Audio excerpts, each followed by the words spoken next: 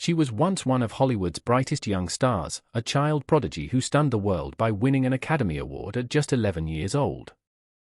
From that point on, Anna Paquin seemed destined for a career filled with accolades, blockbuster roles, and a permanent place in the spotlight. And for a time, that's exactly what happened. But in recent years, she's been noticeably quieter, with fewer projects and a much lower profile. So what happened to Anna Paquin? Anna Paquin was born on July 24, 1982, in Winnipeg, Canada, and raised in New Zealand after her family moved there when she was 4. Her entry into Hollywood is the kind of story most actors can only dream of.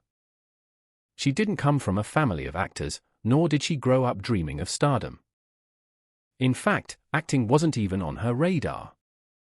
But when director Jane Campion was casting The Piano in 1993, Anna auditioned for the role of Flora McGrath, and won it, despite having no previous acting experience. The film was a critical triumph, and Anna's performance blew audiences away. Her emotional depth, natural screen presence, and ability to hold her own alongside seasoned actors like Holly Hunter and Harvey Keitel was astonishing. At the age of 11, she won the Academy Award for Best Supporting Actress, becoming the second youngest Oscar winner in history. Overnight, Anna Paquin was a sensation. After such an extraordinary debut, the question was whether she could sustain a career. Child stars often struggle, but Anna proved she wasn't a one-hit wonder. Throughout the late 1990s and early 2000s, she steadily built a diverse resume. She appeared in films like Fly Away Home, where she played a young girl who teaches geese to migrate, Where She's All That, where she took on a lighter, teen comedy role. She also appeared in more dramatic films like Almost Famous and 25th Hour. But perhaps her most high-profile early role came when she was cast as Rogue in the X-Men franchise. Starting in 2000, Anna became part of one of the biggest superhero franchises of the era. As Rogue, she played a young mutant grappling with powers that made her unable to touch another person without harming them, a role that resonated with many fans for its mix of strength and vulnerability.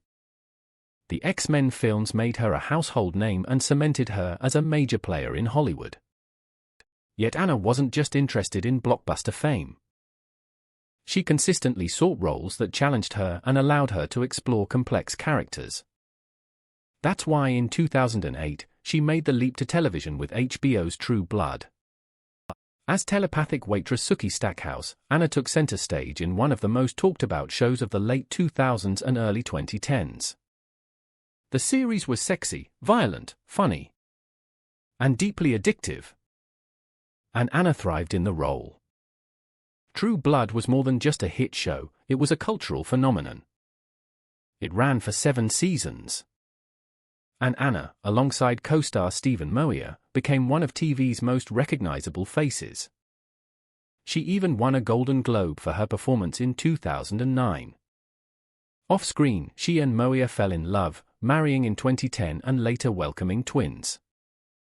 For fans, Anna seemed to have it all: critical success, mainstream recognition, and a happy personal life. But when True Blood ended in 2014, Anna's career slowed down considerably. She appeared in some smaller films and TV projects, such as The Affair, Flack, and Tell It to the Bees, and none reached the mainstream impact of her earlier work. Unlike many stars who chase constant visibility, Anna seemed content to step back from the spotlight. Part of this may have been a deliberate choice. Anna has spoken openly about how intense Hollywood can be and how she values privacy and family life. Raising her children with Stephen Moyer became a priority. And it's clear that she's never been interested in the non-stop publicity machine that drives so many Hollywood careers. Another reason Anna may have stepped back is the type of roles available. While she has undeniable talent, Hollywood is notoriously difficult for actresses who grew up on screen. The transition from child star to adult star is rarely smooth. And for women in particular, roles become more limited as they age out of ingenue parts. Anna, who has always chosen projects based on passion rather than paycheck, may simply be waiting for the right stories to tell. Even with fewer roles, Anna Paquin has continued to leave her mark. She appeared in Martin Scorsese's The Irishman in 2019, playing the adult daughter of Robert De Niro's character. Though her role was small and almost entirely silent, her performance was powerful, proving that she could still command the screen with just a look. Critics praised her restraint and emotional intensity, even in limited screen time. Outside of acting, Anna has also become a strong advocate for LGBTQ+ rights and visibility. She publicly came out as bisexual in 2010. And she's spoken candidly about her identity, helping to create more representation in an industry that still struggles with diversity. Her activism has made her a role model, especially for young fans who grew up watching her on True Blood and X-Men. So, what happened to Anna Paquin? The truth is, she didn't vanish, she simply shifted her priorities. After skyrocketing to fame as a child, navigating blockbuster franchises, and starring in a cultural hit like True Blood, Anna chose to focus on family, advocacy, and projects that genuinely interest her. She may not headline as many films or shows as she once did, but she remains a respected actress whose talent has never been in question. Anna's journey is a reminder that not every star follows the same path. Some choose longevity over constant visibility, meaning their careers ebb and flow instead of burning out. And in Anna's case, she's managed to keep her integrity, her family, and her sense of self intact, something that's no small feat in Hollywood. Fans may still hope for another breakout role, something as iconic as Rogue or Sookie Stackhouse. And given her track record, it's entirely possible she'll surprise us again.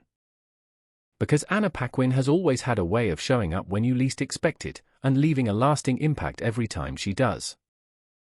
So, what's your favorite Anna Paquin role? The Oscar-winning child in The Piano, the superhero Rogue, or the unforgettable Sookie Stackhouse?